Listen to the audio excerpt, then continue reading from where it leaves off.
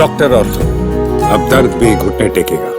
मध्य प्रदेश सरकार के कैबिनेट मंत्री व बीजेपी के वरिष्ठ नेता कैलाश विजयवर्गीय अक्सर अपने बयानों को लेकर चर्चा में रहते हैं। इस बार उन्होंने देश की स्वतंत्रता को लेकर एक ऐसा विवादित बयान दिया है जो अब राजनीतिक गलियारों से लेकर सोशल मीडिया तक बहस का विषय बना हुआ है। दरअसल 15 अगस्त 2025 की पूर्व संध्या पर विजयवर्गीय इंदौर में आयोजित एक कार्यक्रम में शामिल हुए, जहां उन्होंने स्वतंत्रता संग्राम और आजादी के मायनों पर अपनी बात रखते हुए कहा कि 1947 में भारत को अधूरी यानी कटी फटी आजादी मिली थी। मंच से जनता को संबोधित करते हुए कैलाश विजयवर्गीय ने कहा, एक दिन ऐसा भी आएगा जब इस्लामाबाद पर तिरंगा फहराया जाएगा, तब अखंड भारत का सपना पूरा होगा। 15 अगस्त 1947 को हमें अधूरी आजादी मिली थी। गलत नीतियों और कमजोर फैसलों की वजह से भारत माता के दो टुकड़े हुए।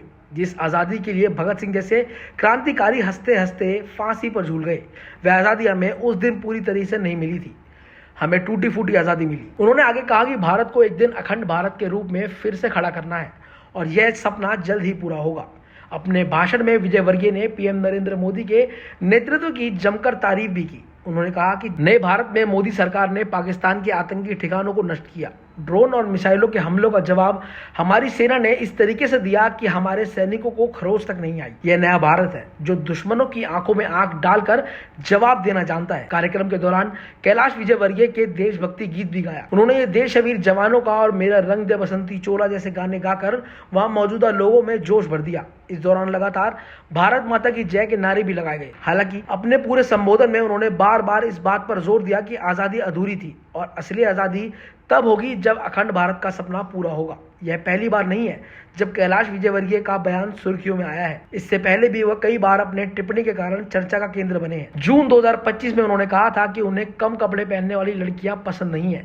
इस बयान के बाद काफी विवाद हुआ था। इससे पहले भी वह कई बार ऐसे राजनीतिक और सामाजिक मुद्दों पर बयान देते रहते हैं जिससे बहस छिड़ जाती है। राजनीतिक जानकार मानते हैं कि विजयवर्गीय के ऐसे बयान न केवल विपक्ष को हमला करने का मौका देते हैं बल्कि जनता के बीच भी अलग अलग प्रतिक्रिया सामने आती है। विजयवर्गीय के इस बयान के बाद सियासत भी गर्मा गई है। विपक्षी दलों का कहना है कि स्वतंत्रता आंदोलन में लाखों लोगों के बलिदान और त्याग को अधूरी आजादी बताना उन शहीदों का अपमान है। वहीं बीजेपी समर्थक इसे उनकी राष्ट्रवादी सोच और अखंड भारत की परिकल्पना से जोड़कर देख रहे हैं। कैलाश विजयवर्गीय का बयान फिलहाल चर्चा का विषय बना हुआ है, जहां एक और भारत की ताकत और मोदी सरकार की उपलब्धियों को गिनाना, वहीं दूसरी ओर 1947 में मिली आजादी को अधूरी बताकर विवाद भी खड़ा करना। अब देखना ये होगा कि आने वाले दिनों में इस बयान पर विपक्ष और सत्ता पक्ष के बीच कैसी राजनीति बहस छिड़ती है।